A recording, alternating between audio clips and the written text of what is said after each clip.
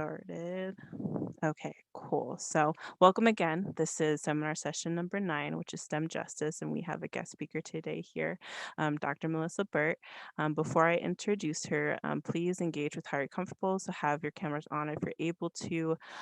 Feel free to mute yourself and engage when those times allows during the presentation. Use the chat box and reactions. So, just engage with how you're most comfortable, as always.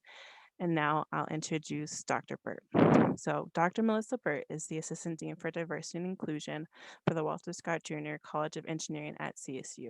In her role, she works with faculty, staff, and students within the College of Engineering to promote and advance the commitment to diversity, equity, and inclusion. She is currently working on a brand new diversity and inclusion initiative within the college called Engage, Engineers Advancing Equity and Inclusion series, which features seminars and workshops to enhance the visibility of diverse scholars, scientists, engineers, and educators working on equity and inclusion. And with that, I invite Dr. Burt to begin when you're ready. Great. Thanks, Nicolette. Excuse me, now I have a bubble. Cool. Okay, thanks for the invitation to be here. I'm excited to be here. I know we just did a check-in, but I want to do one more thing just to make sure this will work for you all. So let me share my screen, my sound, and there we go. Oops, not leave meeting. Share. One day I will get all of this right. So I just wanted to see, and if you can see my slide here, just to do a quick check-in, and everyone is able to participate if you can, to go to this menti.com link and try out this survey. I can actually put it in the chat too, which will make it easier for you. Let's see. That should work.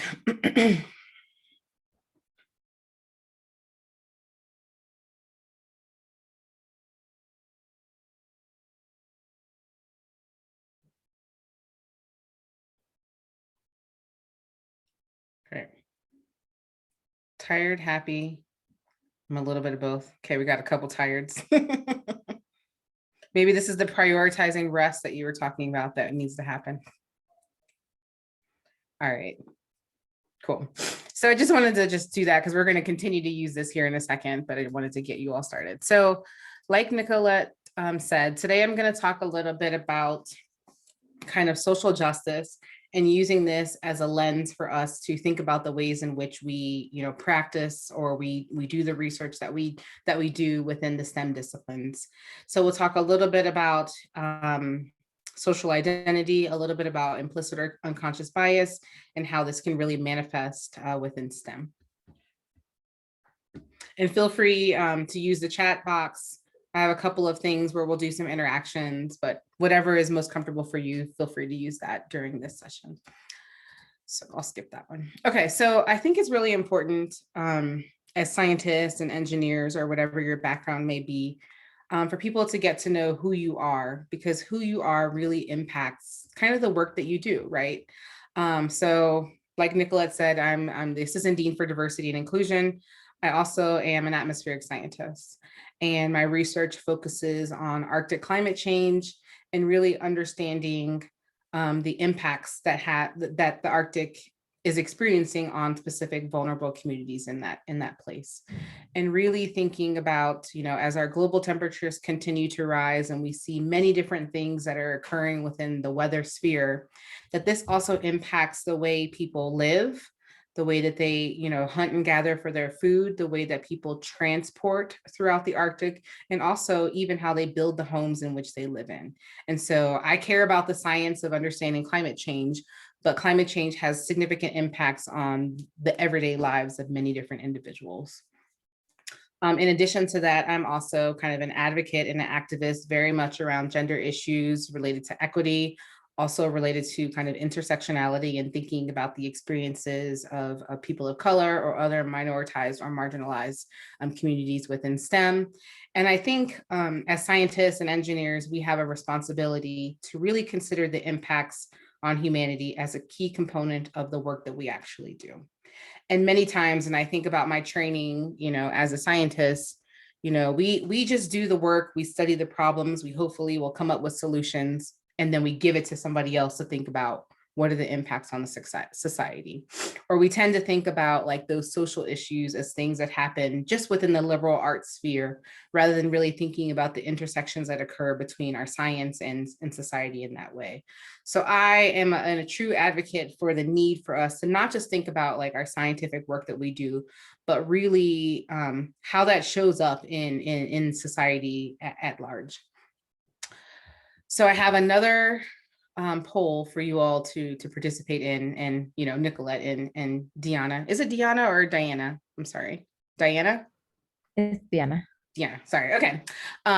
You're welcome to participate as well. But I really want to first just get an idea for those of you who are here, why did you decide to major in, whatever STEM discipline you may be in? You can share it out loud, or you can share it in this poll as well.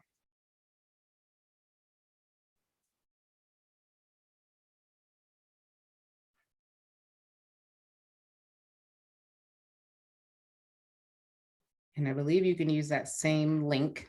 Oops, sorry. I forgot to change it. There you go.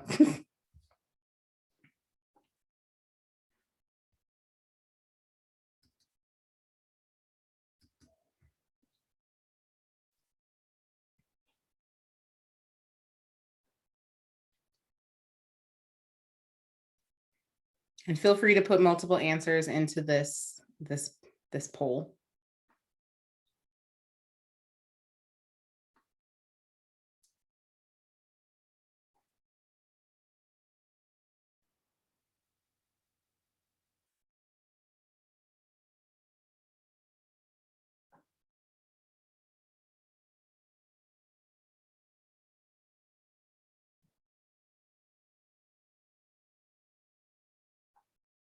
Okay, so wanting to challenge yourself in a difficult field, or you felt as though you're probably pretty good at something, so you're very confident in that area, which is one of the reasons that you wanted to major in that STEM discipline. Other things that I tend to hear from folks is that, they really want to do, okay, I was just about to say that out loud. They really want to have an understanding of how things work, and also how the activities that they do, how that can benefit the communities in which they've come from. So really thinking about your service to that community in which you lived in, or that you want to give back in a particular way, are really important, or are many different reasons as to why people choose to major in their specific science discipline. For me, I was before going to college, I was very much interested in the weather, and it actually was the impact of the weather on where I lived, right? And so I was really afraid of tornadoes. And so I would literally call this weather hotline every single day to find out if we were going to have a tornado in my area. And I should note that I am from Maryland. Tornadoes don't actually happen that often in that area. But for me, it was something that I obsessed over. And I thought, this is something that like, I really want to understand how these happen, how it has an impact on many different communities. And so that was one of the reasons that I chose to go there. So you all can laugh at me. It is totally fine. But I just wanted to make sure that the community in which I lived in was not going to be harmed by particular weather events like that. You could also think about, snowstorms or other things like that could have traumatic impacts on communities. So, one of the things one of the reasons why people choose to come into science or engineering is because, they make educational and career choices based off of the opportunity to serve that community in which they live. A lot of people really want to understand how kind of cultural and scientific theories influence our practices in one way. And really, I think it's important if we think about, social justice and that intersection within STEM, really getting to the crux as to, who gets to define which questions are asked, which problems are solved, and really who benefits from those solutions or products that are developed. And so, and I think that last piece around who benefits is something that's really important. I have a number of colleagues who do work in atmospheric chemistry, really understanding the air quality in particular communities. but they've never really thought about the disproportionate impacts that communities of color experience because of the air qualities that's out there. So as an example, and if you're from Colorado and what, let's just say, surrounding areas of Denver, and many of the more diverse communities live maybe more closer to kind of some of the commercialization areas or areas in which toxic chemicals are put into the air. And so really thinking about who gets the benefit from the particular things that are made, who is at a disservice to the reasons in which they choose to place companies or other things in particular areas. So for me, I think it's really important, and I really tried to frame it in the lens of we have to think about the people who are impacted before we can really do our best work as scientists and even engineers in that way. So this whole idea around STEM justice, people know what social justice is, but STEM justice has really come up as a huge issue over the last few, I'll say decades or so, but really defining this as a practice that strives to design, create, produce products and technologies that are equitably distributed and equitably accessible to people, that provides all members of society with opportunities and resources, and really leads to a reduction of imposed risks and harm among specific communities. So what we're able to do, if we really think about kind of the justice component as the central piece of what we do, it's able to enhance human capabilities and really reduce that risk and harm that may happen in particular vulnerable communities. So if we're more equitable and inclusive in our scientific practices, it really results in being a beneficial component for all members of our society. And so I think for many of you as, thriving scientists or thriving engineers, I think it's important to have these conversations because you want to become a better or more informed practitioner of the work that you're doing before you get into the workforce. And so this kind of figure that we have here on the slide, I think about it of like a informed STEM practitioner smoothie, right? Like these are all the different ingredients that you need to be a better scientist or to be a better engineer in that way. And so we can see that there is a component that really speaks to kind of our own self-awareness and our self-knowledge, really using this as an assessment, sorry about that. It's also really important to think about diversity or even equity at the lens of how that has an impact on the work that we do. And then finally, this component where it allows us to design projects or products that really thinks about all of the intended users, right? To make sure that we have a diverse group of users who are able to create or to benefit from that activity. And so if we kind of come into the workforce with these three kind of components as part of it, we can become a better informed scientist, but also a more valuable team member as we work with others in those spaces. And so I really think about this as we think about the three components, really becoming more confident in our understanding of why these three pieces really do matter as we design, create, produce products in that way. So with that, I think language is something that really matters, right? A lot of the times when we do kind of interdisciplinary work, bringing people from very different fields, we say similar words, but our similar words mean very different things. And that can actually get in the way of productivity that can happen within the work that we do. And so I really like to kind of set the base when we think about the language that we use so that everyone kind of comes at it from the same perspective.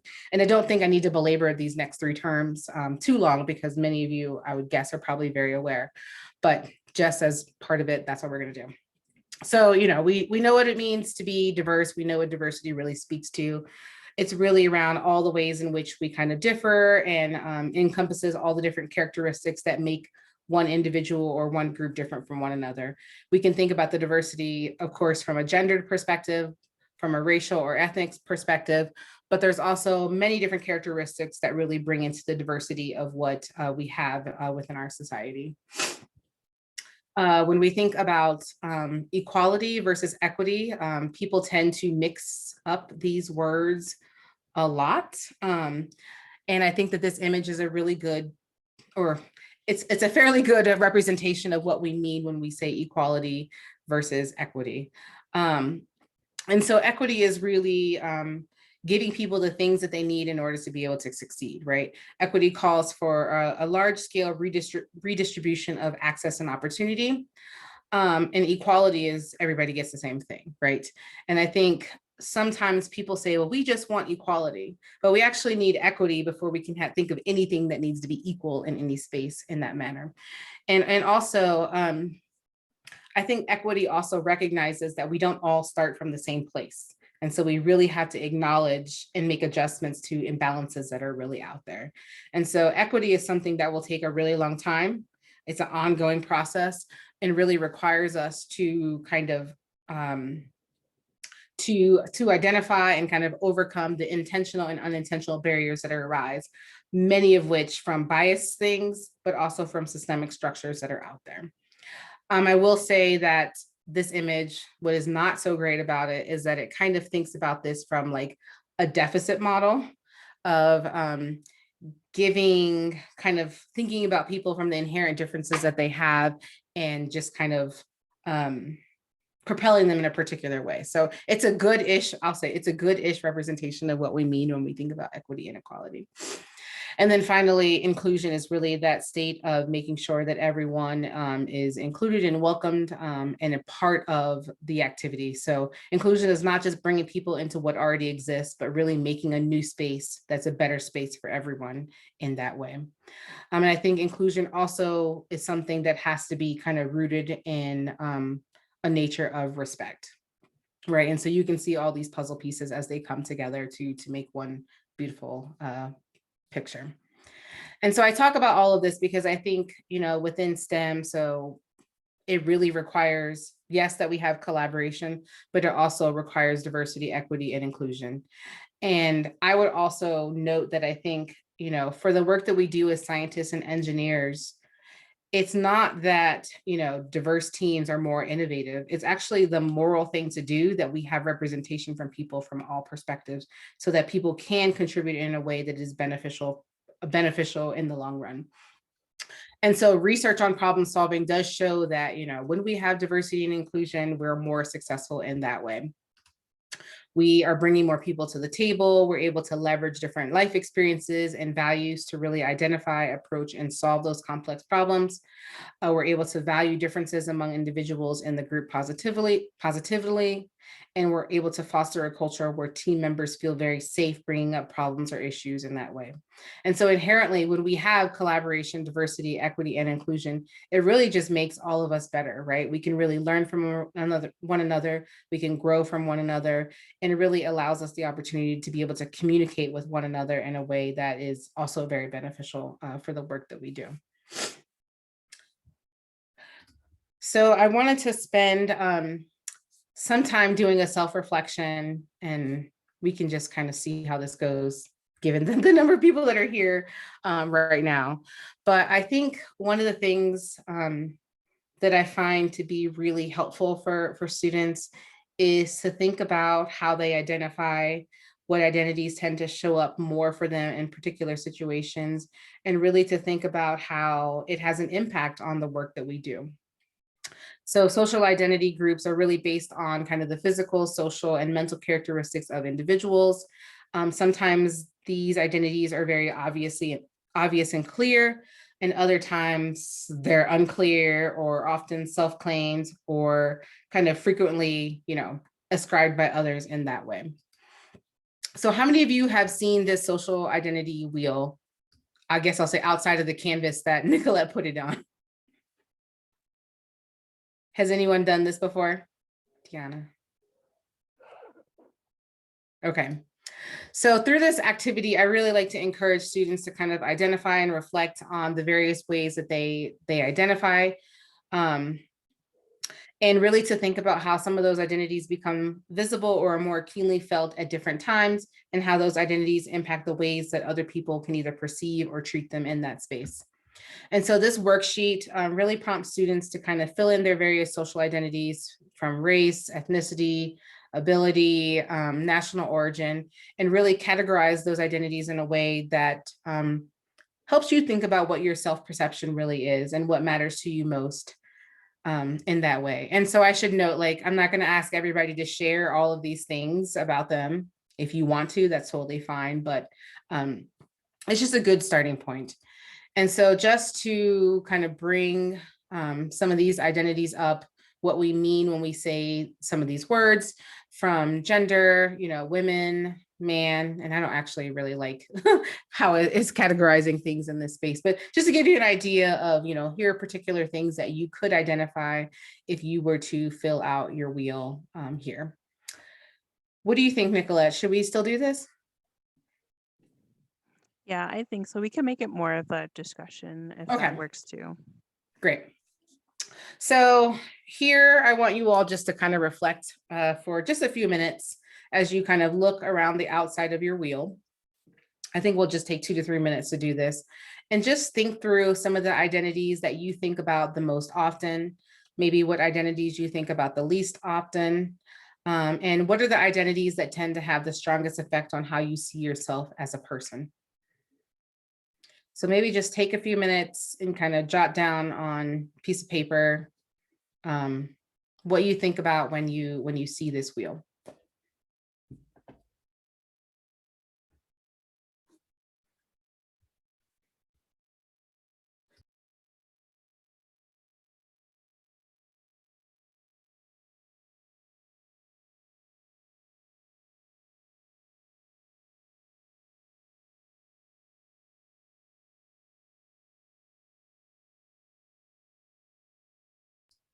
And maybe once you've written it down, just do a little thumbs up reaction so I have an idea as to how we're going.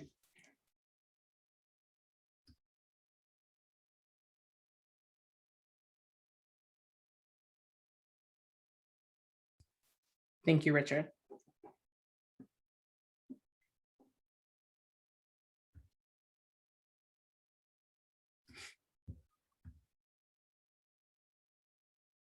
And thanks, Alex. I just saw your comment in the chat box.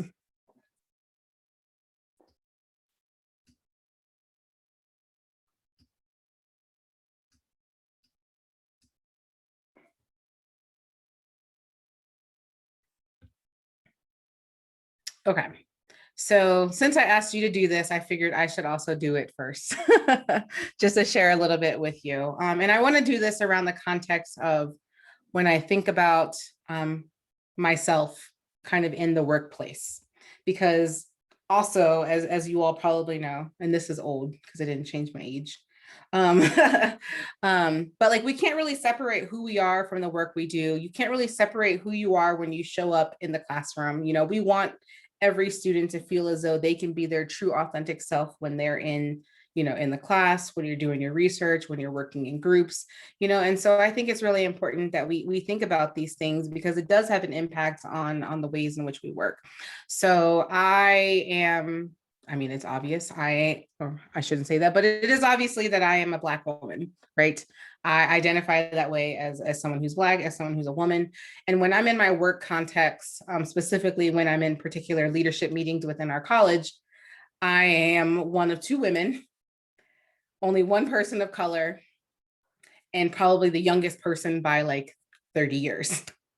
And so all of those things have an impact on the ways in which I show up in those sessions. Either I feel as though I have to sometimes like overly work in a way in order for people to hear me, which is not good. But it really does tend to have an impact on how I navigate in particular situations in that way. Right now I'm here and I don't feel that same type of pressure in having a conversation with you all, but sometimes when I'm in my leadership meetings, it's like that. Or if I go to a scientific conference and knowing that my field is one of the least diverse fields in all of STEM, that either I'm going to be one of a very few number of women in the group, or at least what I can perceive as women.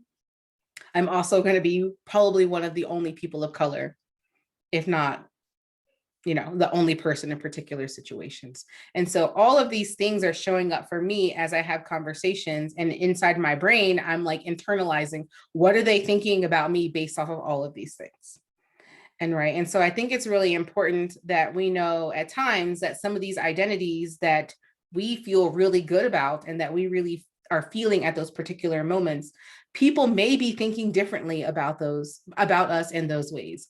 And much of that comes from the ways in which, you know, people are either prone to biases that they may have, or how they perceive, or how they think you may be. You know, one time I was giving a talk at a conference. I was invited to come and give a scientific talk. I was getting ready to like walk up on the stage, and somebody was like, wait, what are you doing here? And I'm like, I'm giving a talk. And so they were like, oh, are you sure that this is where you're supposed to be? And so I say to myself, why would I be walking on a stage if I wasn't supposed to be here to give that talk, right? And so sometimes those notions, or people feel as though they're able to kind of address you or perceive you or do particular things related to you based off of these identities, which is all wrong, right? Like that's not okay, right? We're not being inclusive in those situations. We're not, like, you could literally just ask someone a question, right? You don't have to jump to an assumption as to why someone may be doing something in those ways. So I really frame the work that I do in a way in which I can get other people to understand that we may all be different, look different, feel certain identities at particular times, but that's a value added to the work in which we're doing, right? We're bringing forward an experience that we have that may be very different than what others may have in those spaces. And I think it's really important that we talk about that and we think about that in a way. I also, in some notions, could really lean my work into a way that is very beneficial for people who are able-bodied, and maybe not so more for people who may not be able-bodied, right? And so how can I rethink the ways in which I design the work that I do so that it can be a better, or a better fit for all people, right? So that it's something that can be accessible to all people, and that people see themselves in those spaces, or for those products, or whatever it may be that they're using in those ways. So when you all think about kind of the questions that are in the center of that social identity wheel, have you really thought about how these identities show up for you in STEM? So let's think about that for a few minutes, and you can either use the poll, or you can use the chat, whatever is easiest for you.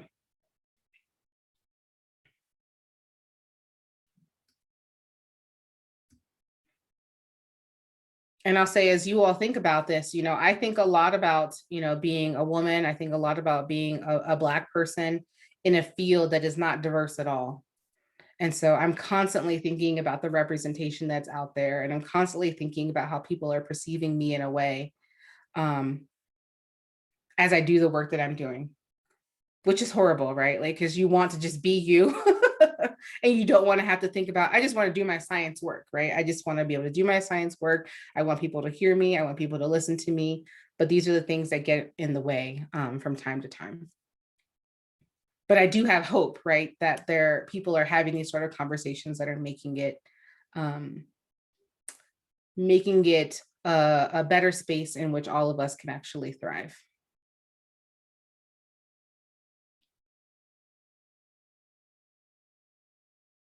So I'll let you think and I'll stop talking.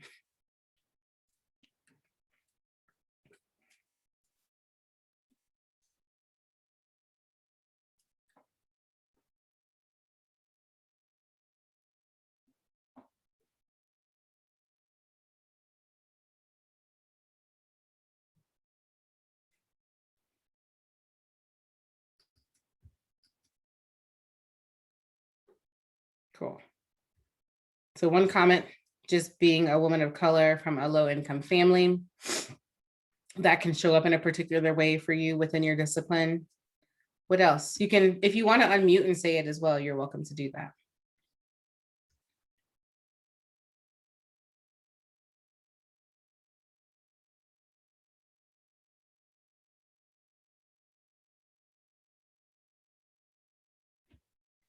Yeah, totally. Thinking about socioeconomic class and having struggles other students don't have. I think we see this a lot also kind of with first generation status, and not even knowing what to expect of college, or not to know, you know, what are the questions that you even ask, right? That shows up a lot. Race and gender show up a lot in my STEM education, as being expected to do more, or not be as knowledgeable as your predominant identity counterparts. Yep. Experience that as well, which can be hard to continue sometimes, right? Where you feel as though there's all of this weight of everything else around you. Alex, did you have something that you wanted to say, or you were just putting that link back in? I was just putting the link back in. Okay. Thanks. Cool, great. So thank you all. So I think what we see is that our identity, either socially and culturally, really does impact how we understand, how we perceive, how we interact, and we position ourselves in society, but also within kind of our STEM disciplines, because we have to think about, who we are and what we're actually working at in those ways. And so when we think about our self-reflection, our self-identity, how much that has an impact on how other people either perceive us or how we can show up as scientists or even engineers in that space. And so what I'm really getting at in all of this is that, like, implicit bias is a thing. Actually, explicit bias is also a thing. So I shouldn't just say implicit, but explicit bias also does exist. But when we think about implicit bias, it's really the attitudes or stereotypes that really affect our understanding, our actions, and our decisions in an unconscious manner. And they can cause us to have feelings and attitudes about other people based on their characteristics, such as their race, their ethnicity, their age, their appearance, other cultural background components as well. And these biases tend to develop over the course of a lifetime through exposure to either direct or indirect messages. And it really is learned through socialization, through implicit and explicit communication. I'll give another example about that. So I was on a family vacation. I don't know, this is probably 10 years ago. And we had a friend of my niece join us on this vacation. And my husband was there, and my husband is white. I mean, you all don't know that, but I'm telling you that my husband is white. And we had been together for 3 or 4 days on this trip.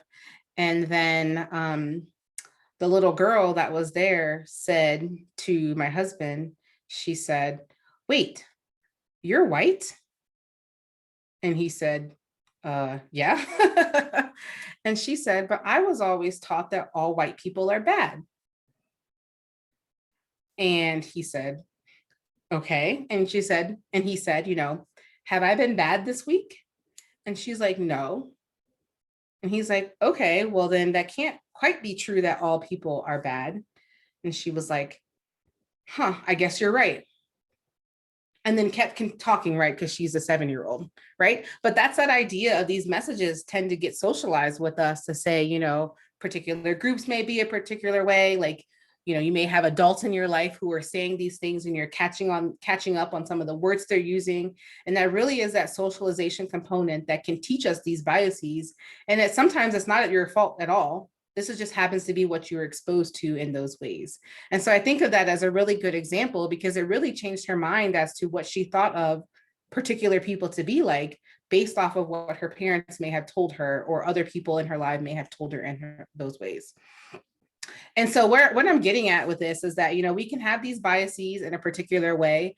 And sometimes these thoughts or these associations tend to happen in a way when we're really unaware of them happening. Right? But what does it really mean to have kind of associations that you are unaware of? What does that actually look like? What does that feel like? Why does it even matter in certain situations in that way? So I want you all, hopefully, to do a couple of different exercises with me. And I'll just show it and then I'll say what I had to say after that. So here's a paragraph and I'm just gonna see if you all can read this.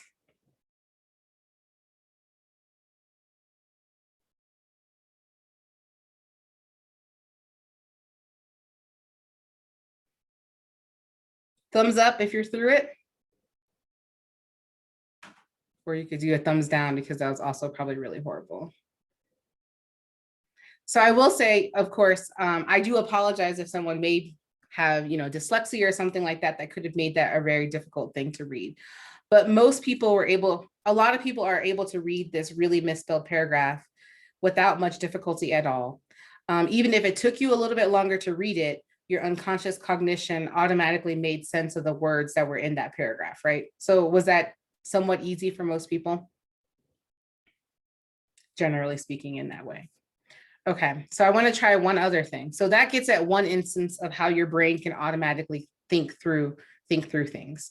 So if we were in a room, I would hear everybody say these words, but I think we're going to not unmute because, you know, based off of people's internet, it could be really weird. So what I want you to do is just say these words out loud if you're in a room by yourself. Ready? Okay. And I can read lips, actually. So, okay.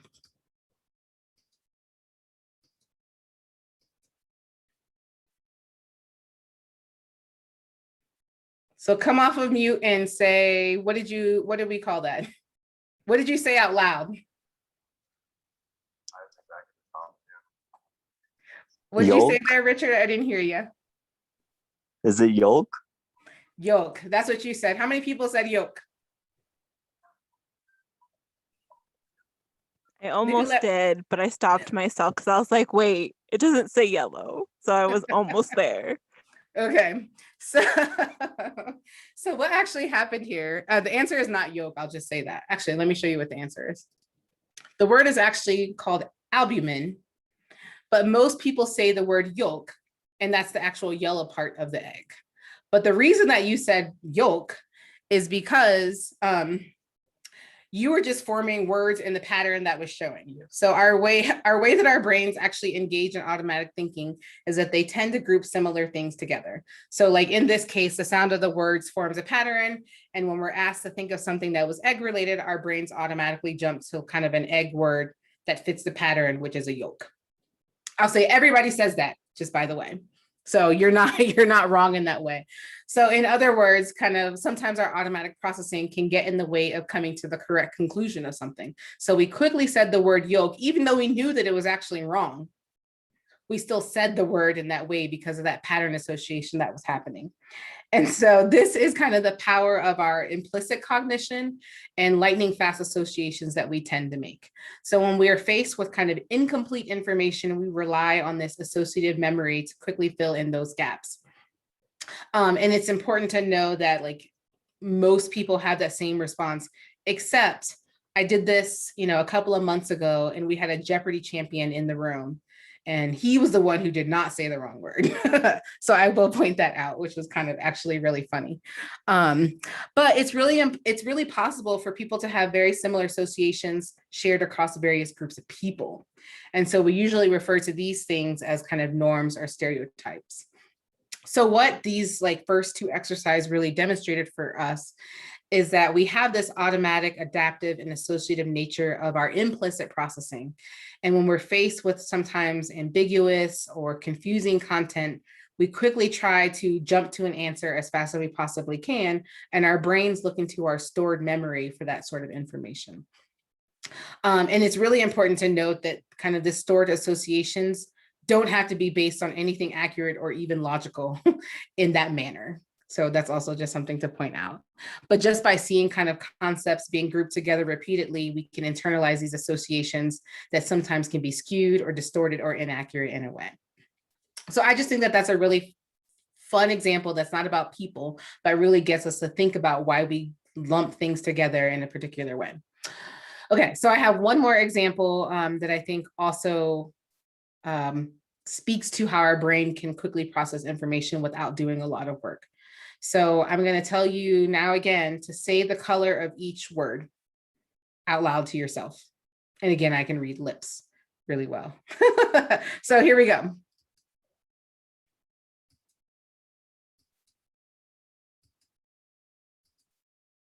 Okay, how is that? Easy? Easy for most people. Okay, so you could do that really, really quickly. We're going to do it one more time. And I want you to say the color of each word.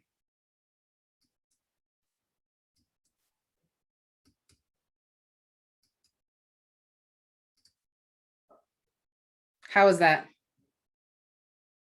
You can put it in the chat if you want. Did it take you longer than the first time? Yeah, it was a little rough. You had to really think about it, Madison? Right. And you try to do this, you try to do it as fast as you possibly can, but you actually really have to think about it. So this took longer because our brains are so used to quickly processing letters and words. And our automatic brains process that written word instead of the actual color of the word. And so it took a lot more mental effort to kind of override the automatic thinking that was occurring in that way. And so you can think about this if we think about stereotypes that may exist, or, you know, particular biases that may happen against particular groups of people. You have to do a lot of mental work to actually override any automatic thing that may be happening. So I should point, this whole color example is something within psychology that's called a Stroop task. Stroop task that really gets us to think about the dynamics of how we automatically think of something. But I think what this really speaks to is why implicit bias really matters. And we like to think about ourselves typically as like rational and logical people, but the reality is that like a lot of our thought processes are occurring unconsciously. It's occurring really quickly without any intention or control over what's actually happening. And sometimes our implicit processes can really derail even some of our most kind of sincere or explicit intentions in those ways. So I just think this is a really good way for us to kind of think through and also get to see how our brains actually work in a very interesting manner.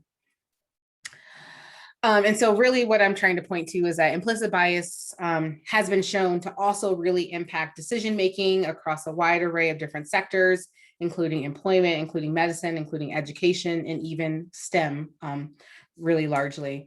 And these limitations, to the extent to which unconscious biases can predict, there are limitations in which unconscious biases can predict individual behaviors.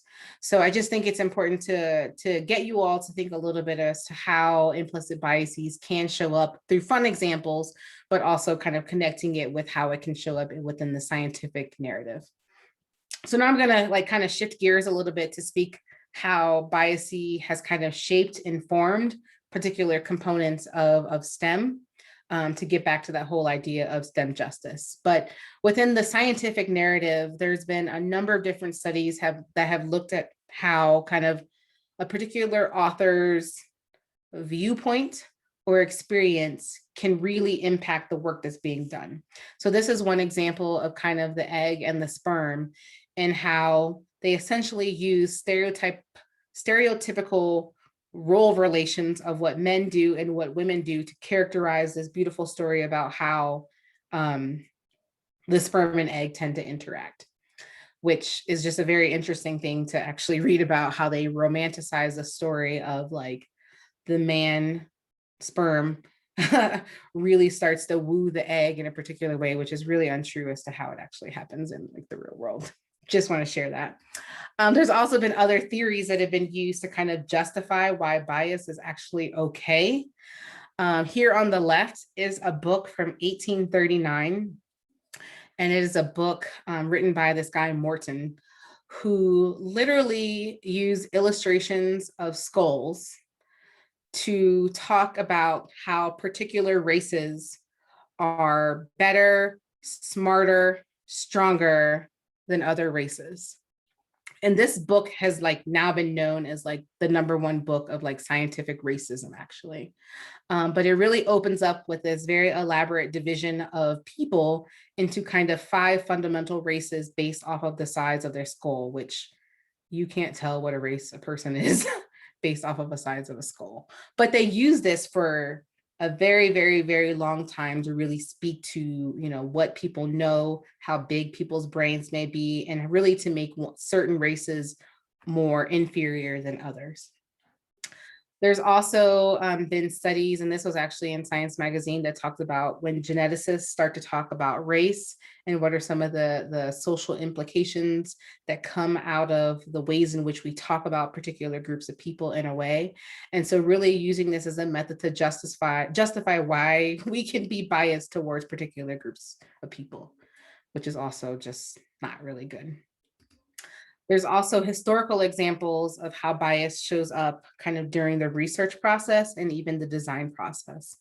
I don't know how many of you are aware of who Henrietta Lacks is and the HeLa cells, but she had cervical cancer. She was being treated for cervical cancer, and they unwillingly took some of her cells from a tumor that was biopsied from her and continued to culture those cells over a very long period of time, and actually still used to this day. But they're known as these HeLa cells. And essentially they were using her body as a test agent for people. And she was not compensated, her family was not compensated, or was even known that they extracted her part of her cells for medical research, which is actually not ethical at all. There's also another Tuskegee study that many of you may also be aware of, but this was a 40-year study around untreated syphilis in Black men. And this study was actually a major violation of many ethical standards, because the people in the study thought that they were being treated for syphilis, but what was really happening is that they just wanted to see what would happen if we didn't treat people for syphilis. And these individuals thought that they were getting appropriate medications to help them in that way, but ultimately they were just using these people as a method of observation to just naturally see what happens when you don't treat syphilis. And so again, being another case that they thought it was okay that they could use particular people, and essentially people of color, to be test agents for how we are going to move forward with medical issues. But these historical examples also can show us how bias actually still exists to this day. And these are just a couple of different other examples based off of gender or sex. Actually, when the crash test dummy was initially conceived and used, it essentially was based off of kind of a typical average of a white male body. And they never thought about the use of, other people, women, like this is a particular body that is apparently pregnant here. Also, when the development of seatbelts, they only developed seatbelts essentially for the typical average of a white male in that way. And so really understanding that we need to ensure that we're creating things that are user defined for all people in a way for the benefit of every people. There's also been a lot of different products that have been made for people who may not be able-bodied, but have never been asked or sought to see if this is something that would even work for people in this way. They just design things and they just hope they don't work for people, which is not really the best way to work about it. And then there's lots of things, and I have something I'll show you here in a few minutes, from a facial recognition space of what can see particular, what cameras can actually see particular faces in just a video thing, like on your iPhone, right? A facial recognition software in that way. And then one other thing I just wanted to highlight here is kind of, as we were thinking about COVID, and this is kind of an old article at this point, but thinking about the vaccine trials moving at a very, very fast rate, there were many communities, specifically communities of color, that did not want to participate in any clinical trial at all because of that historical thing that I was just speaking of the testing of medical things on medical products, or not using medical products on people, and in particular communities of color. And so this article just really spoke to the fact that they say they want to create vaccinations that will be beneficial for all people, but don't really seek to get people included in the studies in a way that will be helpful in that manner.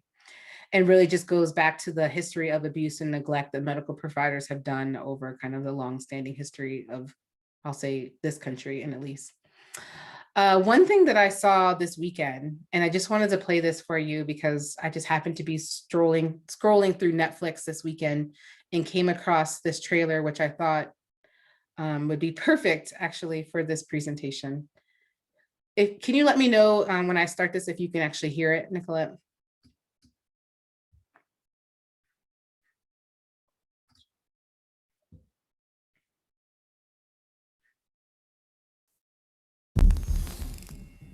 You're good. During my first semester at MIT, I got computer vision software that was supposed to track my face. It didn't work until I put on this white mask. I'm thinking, all right, what's going on here? Is it the lighting conditions? Is it the angle at which I'm looking at the camera, or is there something more? That's when I started looking into issues of bias that can creep into technology. Our ideas about technology that we think are normal are actually ideas that come from a very small and homogeneous group of people. Vast amounts of data at incredible speeds. Everybody has unconscious biases, and people embed their own biases into technology. This kid got stopped as a result of facial recognition misidentification, and then used that as justification to search you. This is an innocent child. Racism is becoming mechanized. Systemic issues are only going to be hardwired into new technologies. It's not just face classification, it's any data-centric technology. Every day, we are all being scored.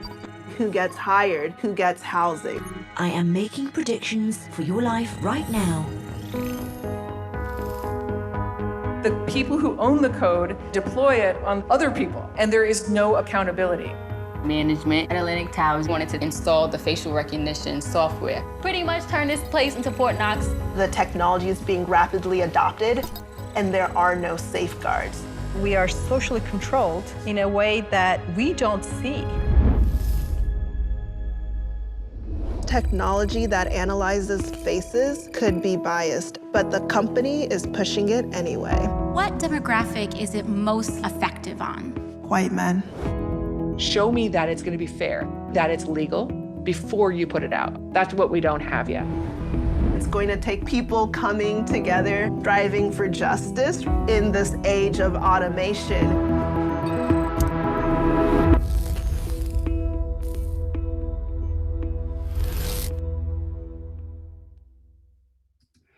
So I saw this weekend, and then I got scared of my phone, and I was like, why am I using my phone? But I think what it speaks to is really the importance of, there are systemic issues that are hardwired, like they said in the video, like that are hardwired into the technologies that we're using. And if we don't bring a diverse group of people from varied experiences together in order to kind of solve these problems, it will always be embedded with bias. Well, we will always have bias as humans, right? We can't help that component, but we can be more aware and we can be more intentional of how that shows up in the products and the designs that we make in a way. And so I think it's really important, just kind of going back to even just the title of this, is that we have to think about like who we are and who is doing the work and who gets to ask the questions and who gets to solve the problems and who benefits from any of the solutions that we create in a way. And the only way that we're going to be able to kind of bring this all to kind of the intersection is if we really revisit as to who we are and what we do, and allow those things to kind of integrate in a way that will really make our work even better in the long run. And, here are just some reflection questions that I thought about, like, how does our identity influence our knowledge and our practice? We just saw in that video how a homogeneous group of people can create technologies that it incorporates the biases that they have in a way because it works for them, right? They didn't ask other people for their input as to how this may work in that way. And that was specifically as it was relating to facial recognition software. But then to know that companies are using these products without even testing them is kind of scary, right? And really gets you to think about like, what is the role of what you are doing, and how do you get your voice to be at the table, to be a part of the conversations in creating those products or services or whatever it may be in that way.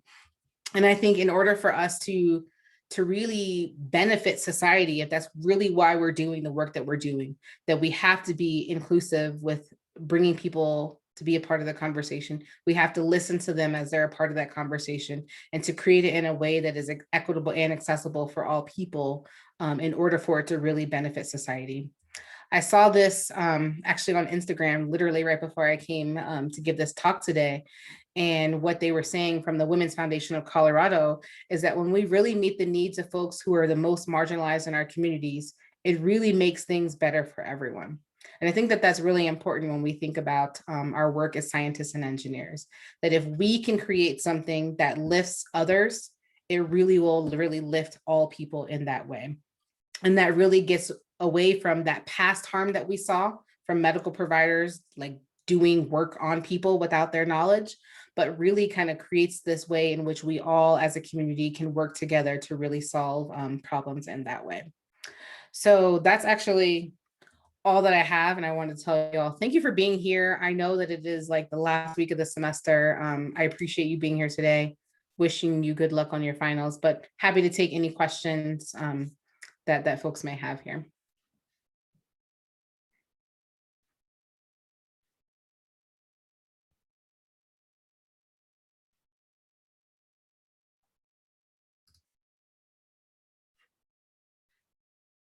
Thanks. And yes, Alex, I see your link from the Washington Post article. Yep, totally. So if there's no questions, there could be comments, or you can feel free just to send me an email at another point. Happy to answer any questions that y'all may have.